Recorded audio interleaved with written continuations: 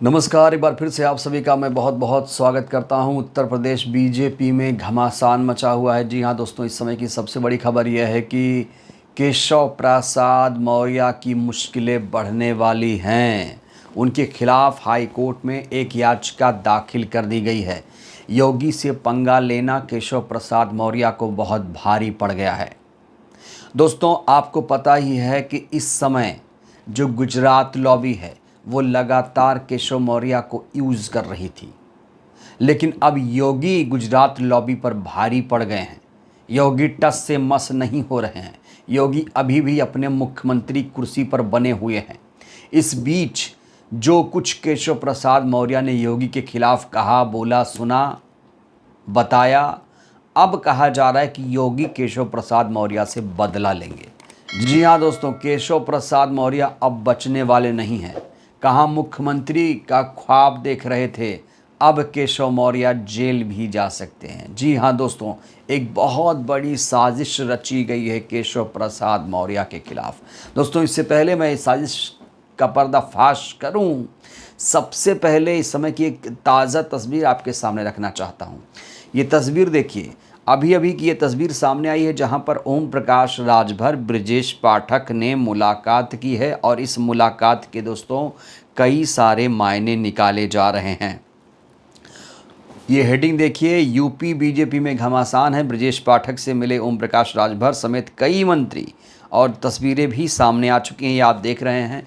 इस तस्वीर को आप गौर से देखिए तो ब्रजेश पाठक काफ़ी मुस्कुरा रहे हैं और ध्यान से सुन रहे हैं उनकी बात को ओम प्रकाश राजभर।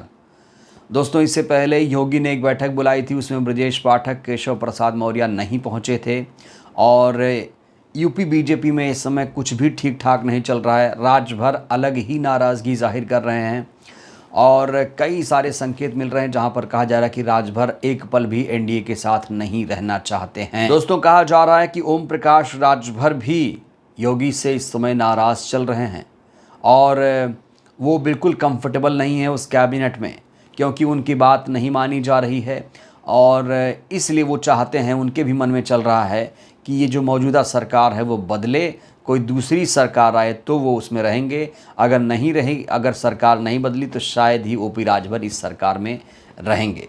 दोस्तों, उपचुनाव आने वाला है और उसके बाद 2027 का विधानसभा चुनाव आने वाला है। दोस्तों, केशव प्रसाद मौर्य हों या फिर ब्रजेश पाठक, आपने देखा होगा कि कई बार इन लोगों ने योगी को सीधी चुनौती दी। योगी की कई बैठकों में ये लोग नहीं गए, सीधे सीधे बायकॉट किया बैठकों का। वहीं गुजरात लॉबी लगातार साजिश रच रही थी कि योगी सरकार को कैसे भी हटाया जाए और इसमें जो केशव मौर्य थे वो फूले नहीं समा रहे थे। अब वो समझ रहे थे कि भाई अब तो कुर्सी हमें मिलने वाली है।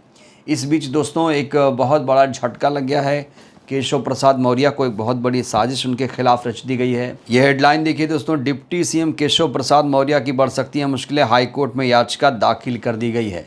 अब आप सोच रहे होंगे हाईकोर्ट में याचिका दाखिल क्यों की गई है इनके खिलाफ। दरअसल दोस्तों, पिछले दिनों केशव प्रसाद मौर्य ने एक बयान दिया था और कहा था कि जो संगठन है वो सरकार से बड़ा होता है। दोस्तों, इसी बयान के बाद उनके खिलाफ कार्रवाई किए जाने की मांग को लेकर याचिका दाखिल की गई है। याचिका में डिप्टी सीएम पद पर उनकी नियुक्ति पर भी सवाल उठाया गया है। अधिवक्ता मंजेश कुमार यादव की ओर से याचिका दाखिल की गई है। इस याचिका में कहा गया है कि डिप्टी सीएम केशव प्रसाद मौर्य ने संवैधानिक पद पर रहते हुए बीती 14 जुलाई को सार्वजनिक तौर पर एक बयान जारी किया था, जिसमें उन्होंने सरकार से बड़ा पार्टी का संगठन होता है जिसमें उन्होंने कहा कि सरकार से बड़ा पार्टी का संगठन होता है। इस याचिका में कहा गया कि उनका ये बयान संवैधानिक पद की गरिमा और सरकार की पारदर्शिता और शुचिता पर सवालिया निशान खड़े करता है। तो देख रहे हैं दोस्तों किस तरीके से स्वामी प्रसाद मौर्य के खिलाफ चक्रव्यूह एक रच दिया गया है। बुरी तरीके से फंस गए हैं केशव प्रसाद मौर्य। केशव प्रसाद मौर्य को लग रहा था कि योगी अब सीएम नहीं रहेंगे, गुजरात लॉबी उनकी मदद करेगी, लेकिन दोस्तों ऐसा बयान दिलवाया गया। कहा जा रहा है कि केशव प्रसाद मौर्य से ये बयान जानबूझकर दिलवाया गया, वो ये बयान देना नहीं चाहते थे। तो सोचिए, अब कानून के पचड़े में पड़ते हुए नज़र आ रहे हैं केशव प्रसाद मौर्य। तो दोस्तों जिस तरीके से ये याचिका डाली गई है उसे साफ तौर पर लग रहा है कि केशव मौर्य को निपटाने का प्लान बन गया है।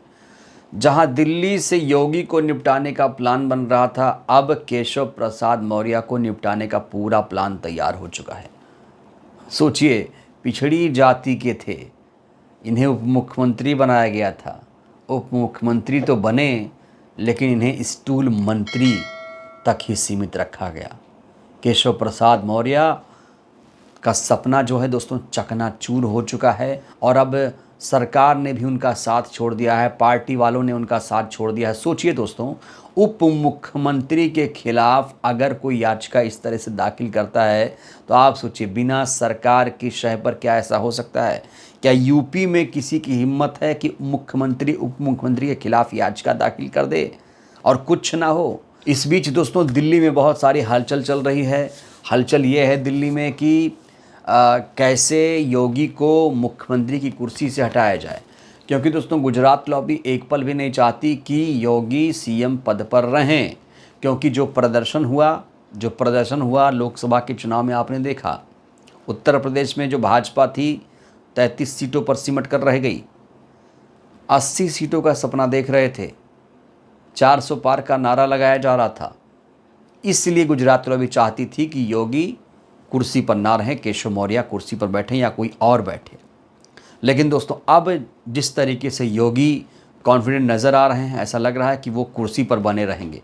और जिस तरीके से केशव प्रसाद मौर्य की मुश्किलें बढ़ रही हैं, उसे साफ तौर पर लग रहा है कि उनके खिलाफ एक बहुत बड़ी चाल चली गई है। ऐसी चाल जिसमें वो बुरी तरीके से फंस चुके हैं, और सरकार ने भी उनका साथ छोड़ दिया है, पार्टी ने भी उनका साथ छोड़ दिया है। कुल मिलाकर दोस्तों अलग थलग अकेले पड़ गए हैं केशव प्रसाद मौर्य, बिल्कुल अकेले पड़ गए हैं दोस्तों। कहाँ एक हफ्ते पहले लोग कह रहे थे कि मुख्यमंत्री बनेंगे, योगी को रिप्लेस करेंगे, आज उनकी दुर्गति हो रही है पार्टी में। भाई उप मुख्यमंत्री हैं, उनके खिलाफ एक मंजिश नाम का वकील जाता है हाई कोर्ट में और कहता है ये बयान चेक करिए। तो आप समझिए ये वकील जो है, उस वकील के पीछे क्या सरकार के लोग नहीं होंगे? क्या वो वकील अकेले ऐसा कर सकता है? आप लोग दिमाग लगाइए, थोड़ा सोचिए। मुख्यमंत्री उप मुख्यमंत्री के खिलाफ क्या कोई ऐसे जाकर कोर्ट में कोई याचिका दाखिल कर सकता है? ये तब होगा जब वो उप मुख्यमंत्री मंत्री कमज़ोर हो जाए। तो आज की डेट में केशव प्रसाद मौर्य एकदम कमज़ोर हो चुके हैं। जहां उनकी तूती बोलती थी, आज वो एकदम कमज़ोर हो गए हैं, शांत हो गए हैं। गुजरात लॉबी भी कुछ नहीं कर पा रही है, और गुजरात लॉबी जो दिल्ली में बैठी है दोस्तों, वो भी चंद दिनों की मेहमान है। इनका तो पता ही नहीं कब इनकी सरकार गिर जाए। बेहद अस्थिर सरकार है ये। 272 सीटें चाहिए, 240 पर सरकार चल रही है। दोस्तों मोदी सरकार से नीतीश और नायडू कब समर्थन वापस ले लें ये कोई नहीं जानता है। और सरकार जिस तरीके से चल रही है, 2 महीने में इतनी फजीहत हो गई, आप देख रहे हैं। 5 साल कैसे झेल पाएंगे ये लोग एक दूसरे को? दोस्तों मुझे तो नहीं लगता कि ये सरकार चल पाएगी 5 साल तक। और जनता में ज़बरदस्त निराशा है। जो बीजेपी के कोर वोटर हैं वो भी सरकार से इस समय नाराज़ चल रहे हैं। बजट में जिस तरीके से उनकी अनदेखी की गई, लोग बहुत ज़्यादा नाराज़ हैं। तो दोस्तों योगी जहां उभर रहे हैं, वहीं पर मोदी का जो ग्राफ है वो गिर रहा है। और केशव प्रसाद मौर्य की दोस्तों इस समय मुश्किलें बहुत ज़्यादा बढ़ गई हैं। और अगर कोर्ट से कोई सज़ा हुई तो उनका जो पद है वो जा सकता है, उनका जो करियर, राजनीतिक करियर, वो भी ख़त्म हो सकता है।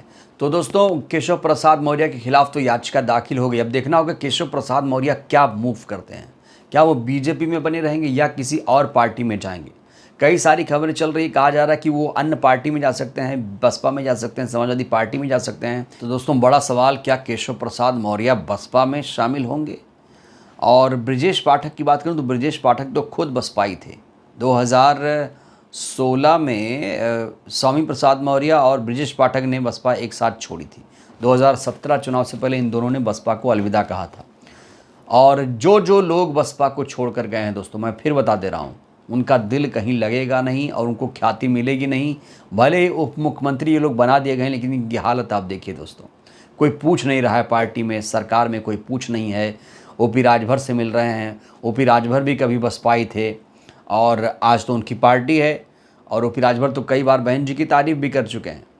तो ब्रजेश पाठक हों या फिर केशव मौर्य हों या फिर स्वामी प्रसाद मौर्य हों, क्या वाकई इन्हें अब मायावती जी के छत्र छाया में आ जाना चाहिए?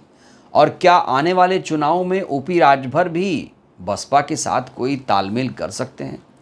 दोस्तों, बहुत सारे क्वेश्चन आगे बनेंगे और उपचुनाव आने वाला है, उससे पहले एक बहुत बड़ा खेला कहीं ना कहीं बीजेपी में भी होगा और देखते हैं योगी सरकार टिकती है, जाती है, रहती है।